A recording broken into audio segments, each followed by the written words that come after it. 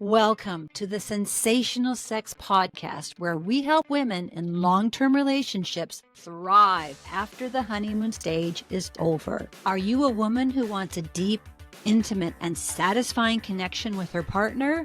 Of course you do. Amy Rowan and Dr. Trina Reed have the answers, and all you have to do is join us each week and take a small step. Soon enough, you'll be that woman who effortlessly has a satisfying sex life. Follow us on social media at Sensational Sex Podcast. Share this episode. Return next week. Leave a review. And thank you so much for subscribing. Now, let's start the show. Hello, beautiful people. Thank you for listening to the Sensational Sex Podcast. We're so happy for you to come along on this ride. And even though your sex life will never be perfect, you can create a sex life that is perfect for you. And we are here to help you with that. As a sex coach, I hear a lot about dry spells and sexless relationships. So even when a couple has regular sex, let's say once a week, there still might be something missing in that relationship, which might be a deeper connection and a sense of sexiness between the couple. And then as we start to dig deeper, what we learn is it's not the sex act that these couples are really seeking. So maybe it's not actually the sex that you're craving. More than anything, both men and women want to be desired. So in today's Sensational Sex Podcast, you'll learn why sexual sparks just don't happen, especially if you've been with your partner for a few years. And at the end of this podcast, you'll then find out 5 ways to start craving each other, especially if you've been together for a long time. I like that word, crave. It's Me like too. Craving each other. Yeah. So when people think about fixing their sex life, they assume it means having sex more often, or maybe bringing a sex toy into the mix, or maybe having a bigger, better orgasm. But here's the problem. If you were to increase your sexual frequency, use a toy, or have a bigger orgasm, it probably wouldn't make that big of a difference to your sexual satisfaction. Because you would still be missing what Dr. Ian Kerner calls the erotic thread. That is that connective tissue between your sexual encounters. I like to call this emotional intimacy. You can call it what you want, but it's doing the things that keep you connected as a couple between having sex. And what you need to pay attention to is when you have that emotional intimacy, that erotic thread that's already baked into your relationship, it makes it so much easier for women, especially, to pivot in and out of sex. Meaning she doesn't need to scramble to reconnect to her body once sex is initiated. So what does the scrambling look like? She feels like having intercourse is way too much time and effort, that she's already maxed out, and adding sex to everything else in her busy life just really isn't worth it. And here's the important part. Because generally speaking, there isn't anything in the sex for her. The sex that she's about to have is about making sure that her partner has an orgasm. I have several clients that live this every day. Working from home parents with teens that never give them space, stressed out entrepreneurs with young children. They simply don't know how, or sometimes even want, to find a way to make the space for this emotional intimacy. That's a really good point, and this is where we need to make a clear distinction. It's not a time thing, it's a mindset shift. So you go from seeing sex as a chore or something that robs you to feeling like sex is adding a necessary component to your mental, your spiritual, and your emotional health. Sex is something that is nurturing you.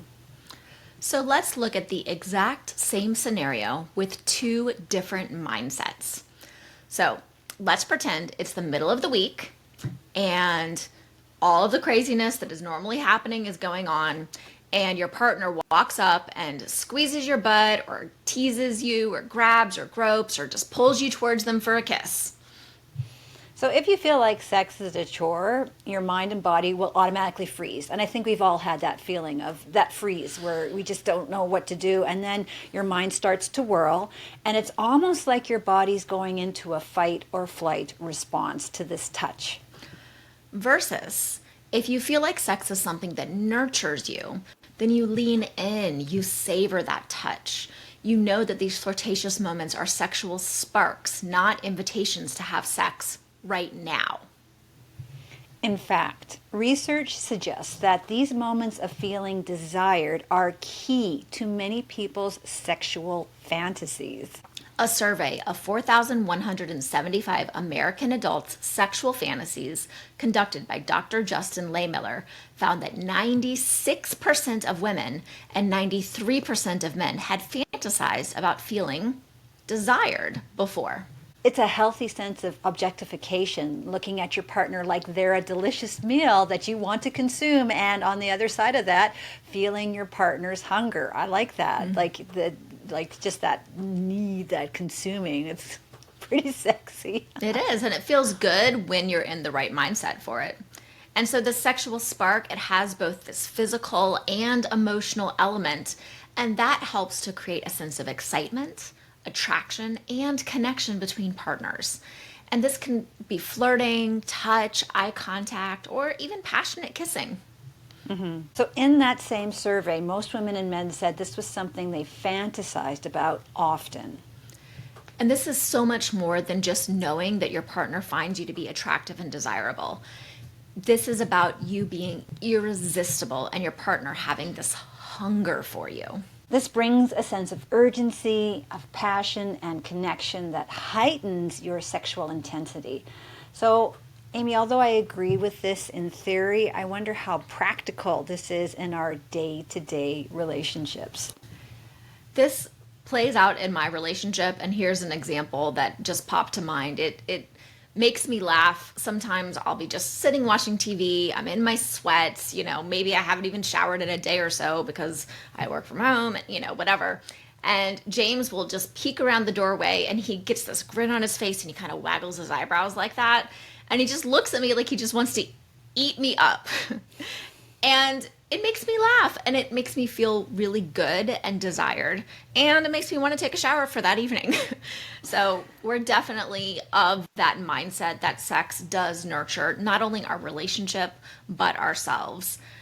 When I'm stressed out, I have learned that the literal best stress relief out there is a fun tumble in bed. I give James an A+ for seeing that when I'm really stressed out, he'll even give me an all about you night where I get to lay back and be a pillow princess. However, I think for many couples, go ahead. Pillow, I really like the pillow princess. Have you heard that term before? I heard that. No, this is the first time. Yeah, I heard that term maybe for the first time like a year or two ago, and I was like, oh, I like that pillow princess. So I was like, well, who doesn't like to be a pillow princess? At least I know I do.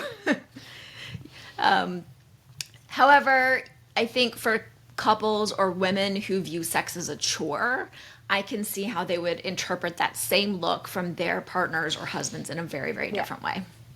So again, it's not about the time. It's about the mindset shift, right? Yeah. And I feel like early on in a relationship, we tend to do much better with staying connected on that sexual level. And that's because there are fewer what Dr. Ian Kerner calls shared spheres of identity. So the longer a couple stays together, the more we experience this overlap. We aren't just lovers and friends, we're entangled financially, as roommates, and we have many other aspects of ourselves that just aren't very sexy. I learned a long time ago that sexiness and responsibility are like oil and water. They just don't mix. So when you're thinking about the kids or the finances, and then you got to compartmentalize and shift over into sex, it's really difficult for sure. Mm-hmm. A really good analogy that I heard many years ago and I love is that men's brains are like waffles. They have all these little compartments and it's easy for them to be in those compartments, whereas women's brains are like spaghetti. And so those thoughts are just all intertwined and it's very difficult for us to compartmentalize. Yeah, and I really appreciate that we have these spheres of identity and they're all intertwined now. And so, like as we're having sex, I'm thinking about finances or I'm thinking about what's going on with the kids. Like they cannot be separated. And I feel like that's a big part of this puzzle. Mm-hmm. So Dr. Esther Perel, acclaimed psychotherapist, best-selling author, and visionary voice behind the award-winning podcast, Where Should We Begin, agrees. So Dr. Perel states, if you keep doing the things that you're comfortable with and that you enjoy and they're cozy and they are familiar, you strengthen the friendship dimension of the relationship, which is huge. But if you say, I don't want to just survive, I want to feel alive in my relationship, then you need to do something different than the familiar and the cozy. Dr. Perel goes on to say, and that means new experiences that involve risk and active engagement with the unknown and the novel, curiosity and playfulness, and all of that.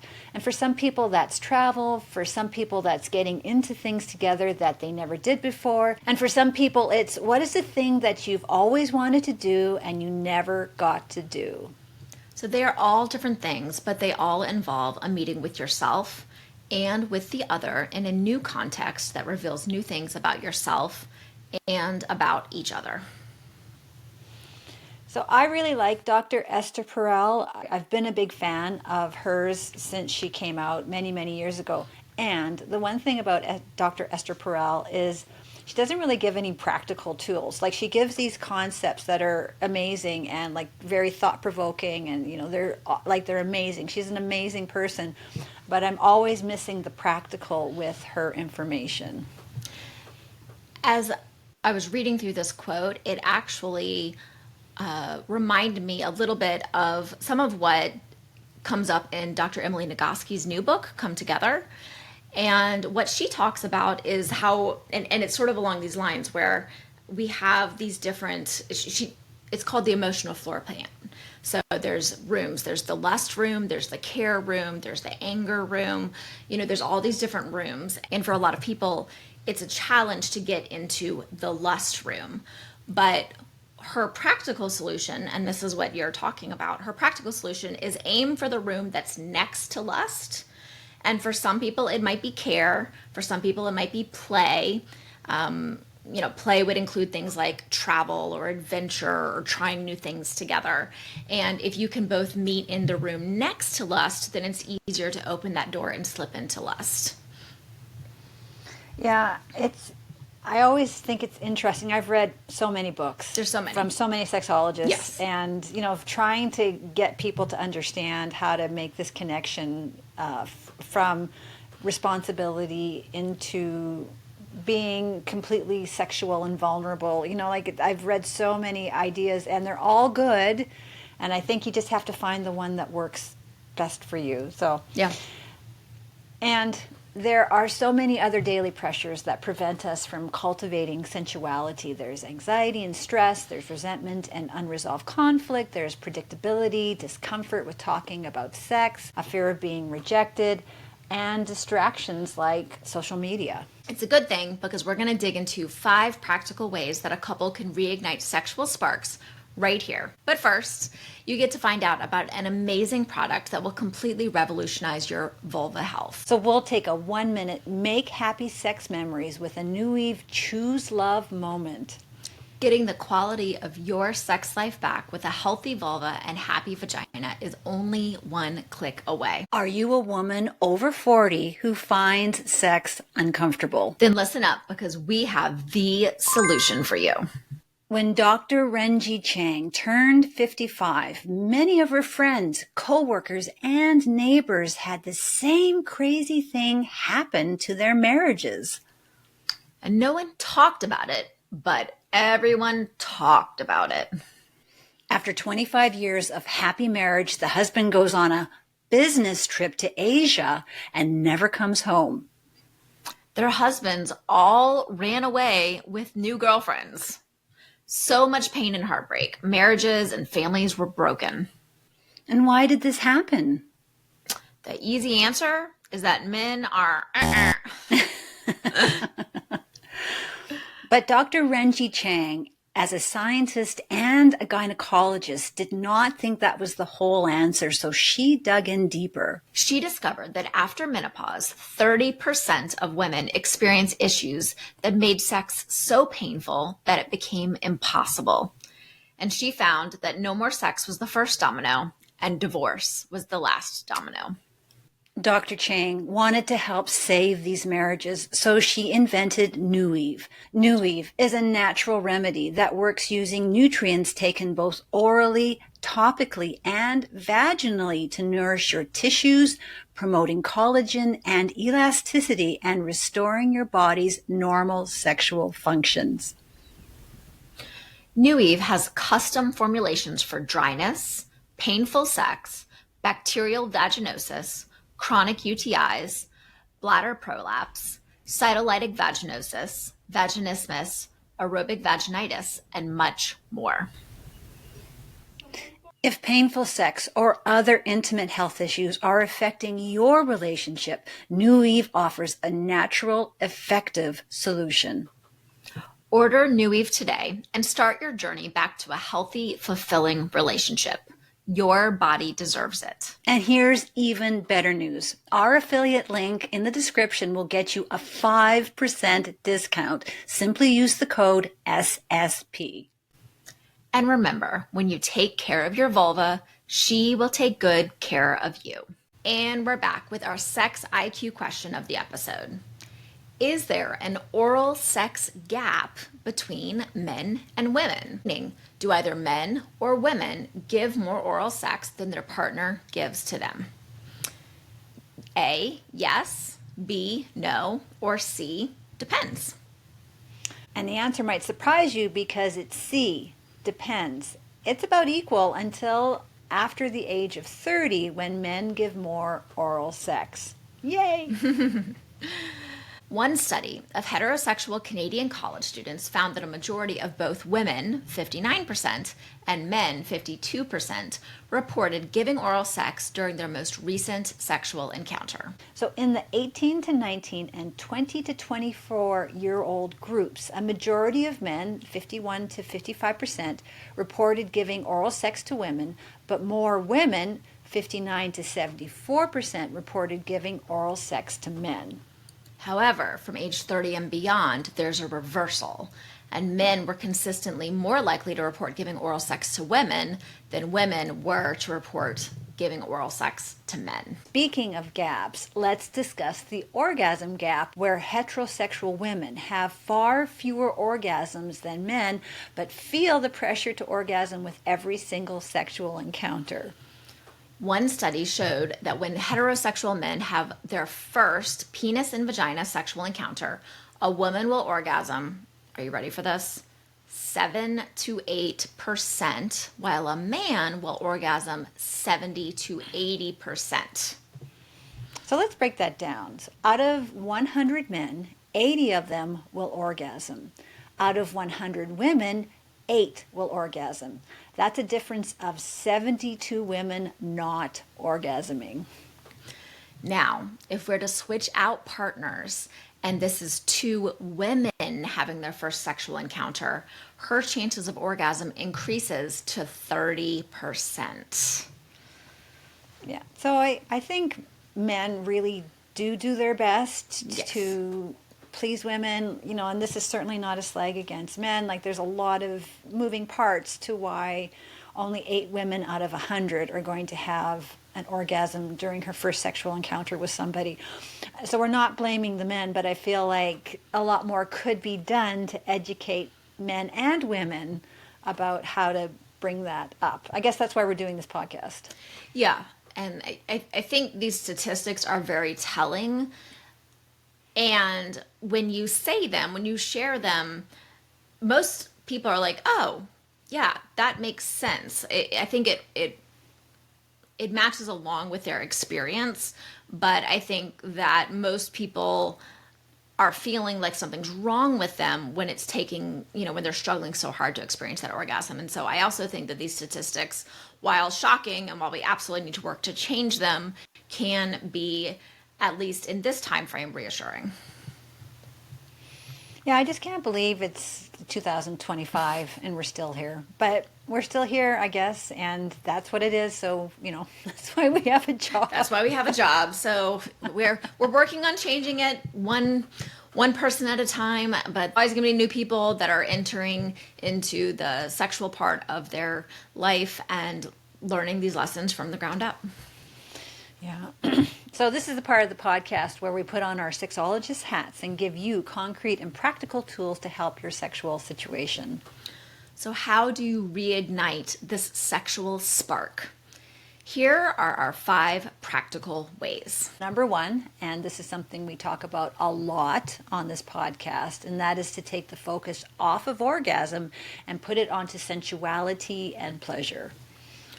So when we think about fixing our sex lives, many people believe that if you up the frequency, this is magically going to help and solve all of your sex challenges. But couples do not need to have sex 3 times a week. So I'm going to say something that will probably be incredibly uncomfortable and it's going to get a lot of people's panties in a twist. And that is sex once a year that blows your socks off is far better than having mediocre sex 3 times a month. So focusing on the act of sex or its frequency can put a lot of pressure on you or your partner. And this often results in the opposite of what you want, which is anxiety, stress, and avoidance. Rather, couples need to take the focus off of giving each other an orgasm and direct it to nurturing their erotic threads, that emotional intimacy, and building up the sensuality between them. And it's about making the times that you do have it passionate, meaningful, and full of mutual communication. That's right. So your goal is not doing something that's going to lead to orgasm and intercourse. Your goal is to create a fun couple connection. You can do things like Amy was saying earlier. You can flirt, you can sext, you can make out, and you can give each other massages that don't lead to intercourse. You're looking to create a sense of your partner feeling wanted without pressure or expectation. And this is going to create aliveness and romance in the relationship, and that is what often will spark desire. And something I'm really bad at and need to learn how to do is to make sure to affirm and appreciate when my husband does do something to help make a fun couple connection. You know, like I see that he's trying and he's doing and I never acknowledge it. I got to start doing that. Yeah. Because he needs to have that appreciation from me. Absolutely. It's good that you see that, and over many years, you're in different places and someone says, what is the biggest, tip you can give for a happy marriage? And mine is always show appreciation often, even and especially in the littlest things, because of course it's positive reinforcement. And if you acknowledge that they've done something that you like and you say something about it, then they're also more likely to continue to do that more frequently.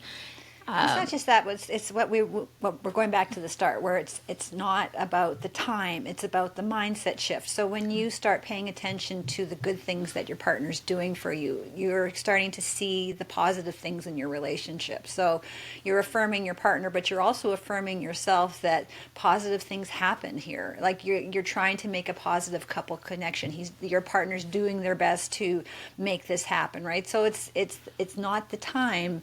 It's the mindset shift. I think the other key piece of this, though, especially with a couple that is working on the mindset shift, is the partner can't be doing something, again, with the expectation of anything. Because if one person is feeling like, well, they're being nice to me, they're flirting with me, they're taking care of their kids, they're doing all this stuff so that we can have sex tonight. Yeah. Well, that's pressure. And so it is doing these things, nurturing this connection without expectation. Good point. Number 2, men want to be desired too. We are socialized to believe that the woman is the sexual object and that the man is the one who does the pursuing. Women are often surprised to learn how much their male partner wants to feel desired, pursued, and even sexually objectified. A core human need is acceptance, and within that, it's natural that everyone wants to feel desired by their partner. And let's be clear, there are other ways to show that you desire your male partner other than sex, though sex is probably the number one way that they do feel desired. But flirtation is not a one-way street. So let's talk about the gray sweatpants effect. This is up on TikTok and Reels all the time. Imagine if you handed your partner a pair of gray sweatpants and then ogled him as he walked around the house. He'd feel like $1,000,000. Something that I talk about in my workshops is to praise the penis. So I have a gay colleague, and we were having lunch one day, and he explained to me that a big part of gay sex is to praise the penis. And I was like, oh, that's nice. And he looked at me and he said, Trina, I want you to go home and I want you to praise your husband's penis. And I'm like, are you kidding me? Like, no, I've been married for how many years? No, I'm not, this is not going to happen. He's like, you know what? I'm going to call you tomorrow and I'm going to follow up and I'm going to see how this all went. So I went home that night and I was like, okay, what do I do? I'm not sure how to do this. Like, I'm a sexologist, but I've never praised the penis, right? So my husband just happened to be in the bedroom and he just happened to be changing. And he turned around and he didn't have any clothes on. And I was like, well, this is my moment. This is the moment. So I kind of very unenthusiastically said, well, that's a nice package you have, honey. And he's like, really? Really? You think I have a... Did he puff up? I was like, what? Do you really like this? Wow. And he's like... And I just thought, my goodness, that took, 3 seconds. And I made him feel so wonderful. And it was effortless. And so I encourage every person to praise the penis because it's a fast and easy way to help your partner feel really good about themselves. I think that's a great tip, and it's interesting because I shouldn't speak for all women, but I know that I wouldn't want my genitalia to be on the receiving end of that. Like that wouldn't feel good to me. And so I think we don't want to provide that type of validation in that way because that's not how we would want to receive validation. That said, if we flip that around, the reason that probably so many men say those types of things to women is because that's what they want to receive. So yeah, I think this is like it's a slam dunk. Yeah. That's just a slam dunk. And it's just a nice, easy way to make your partner feel good about themselves. And why wouldn't you want to do that? Yeah. And it's like everybody wins. Yes. Everybody wins when you praise the penis. So. Absolutely. Praise the penis. So, praise the penis. So number 3, it's about being consistent. So the more you can make erotic threads a daily habit, the easier it's going to be to move into the bedroom and become sexual. That's the irony there. So unluckily, there are countless ways to keep the spark and desire alive between your sexual encounters. So here's a big notion that we need to let go of, and that's you can't start something unless you can finish it. Meaning, if you start kissing, it has to lead to sex. Or if your partner touches you, it has to lead to sex. I like to think of it as simmering. So you're simmering the sexual anticipation. So instead of going straight for the boil, intercourse and orgasm, you're teasing, you're simmering. And doing this doesn't have to take a lot of thought or time or energy. It's just about being consistent. Hello and goodbye rituals are very important for couples. So savor that kiss or the embrace so that they can simmer until the next time that they can be sexual. Try the 6-second kiss and the 20-second hug daily. These durations are long enough to trigger the release of oxytocin, according to Dr. John Gottman. So flirtation is also an important and fun way to keep this erotic spark alive. You can send a sexy photo or text to your partner during the day. It's so easy and it takes no time, right? But it adds so much depth and dimension to your relationship. Simmering is also a great approach for couples that have mismatched libidos or a discrepancy in desire.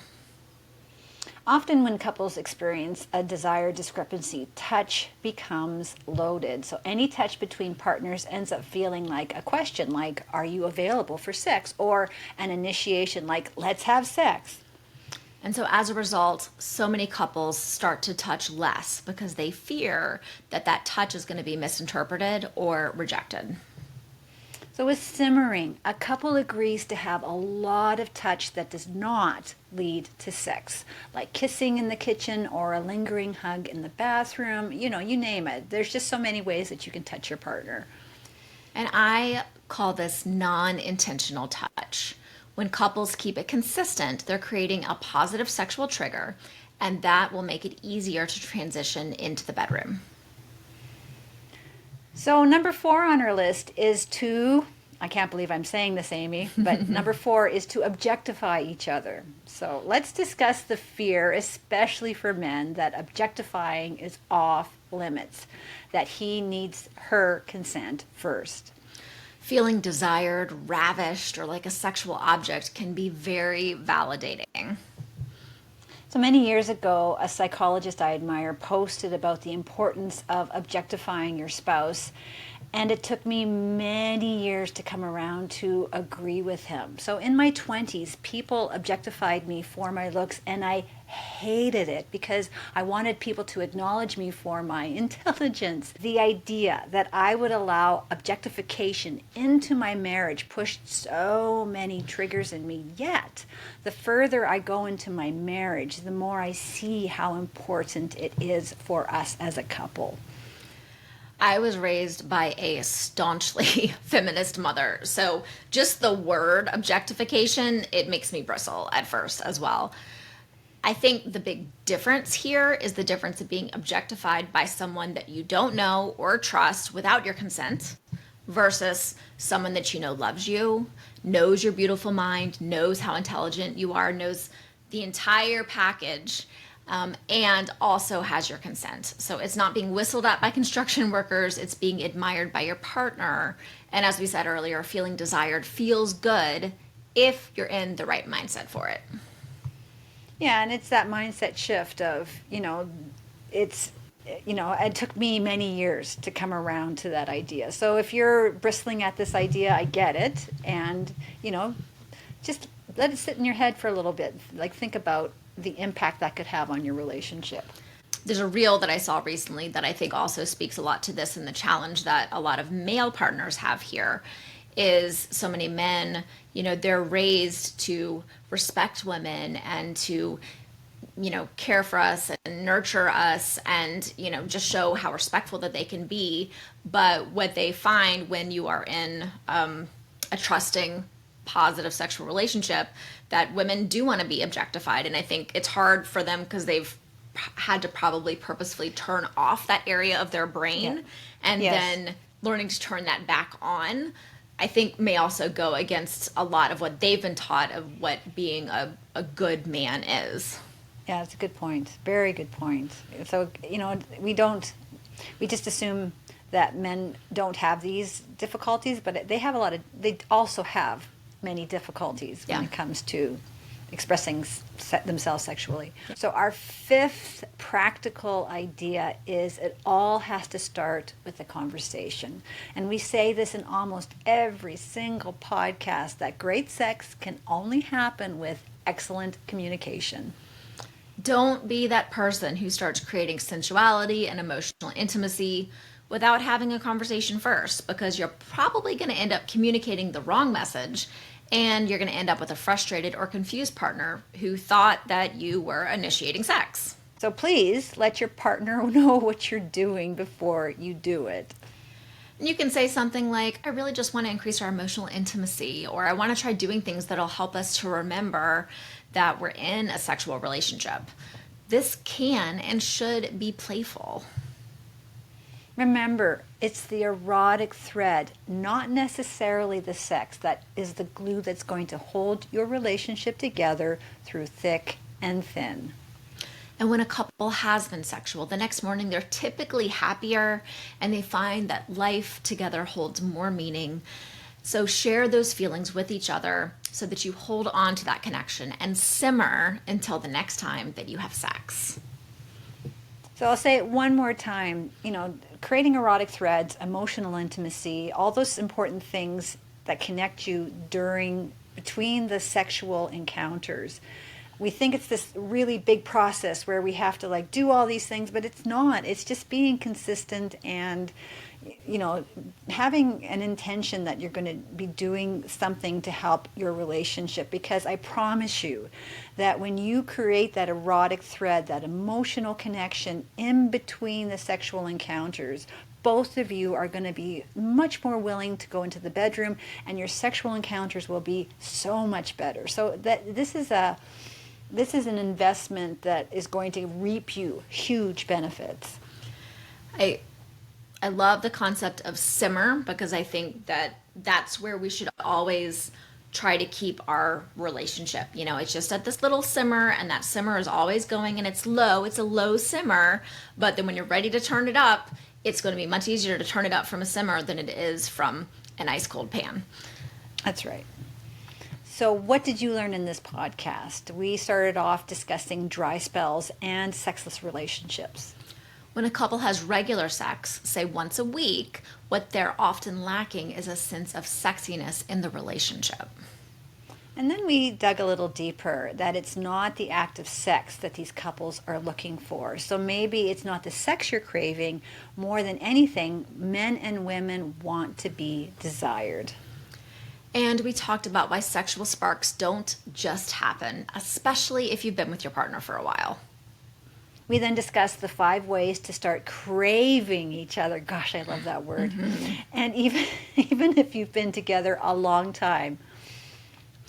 And it's not about the orgasm, and men want to be desired too. It's about being consistent and objectifying each other and understanding if that's pushing your buttons right now, and having the conversations that need to be had. That's it for us. Until next time, stay sexy. Are you struggling with lack of desire, mismatched sex drives, pain, or peri or postmenopausal shifts that affect your sex life? Are you craving more pleasure and passion in the bedroom, but you don't know where to start? At Suburban Intimacy, I offer a holistic blend of one-to-one coaching, educational workshops, online events, and curated by a sexologist intimacy products. Book a complimentary discovery call at suburbanintimacy.com. And while you're there, download your 5 free tips for sexy scheduled sex. Want to spice things up? Save 15% off your first order at suburbanintimacyshop.com with the code podcast15. Is good sex on your mind but not in your bedroom? Go to trinareed.com and check out my award-winning books, The Sex Course and Sex Boot Camp. While you're there, grab your free copy of Sex Boot Camp Masterclass and sign up for my Success newsletter to get weekly freebies and easy ways to help you become the juiciest, sexiest version of you.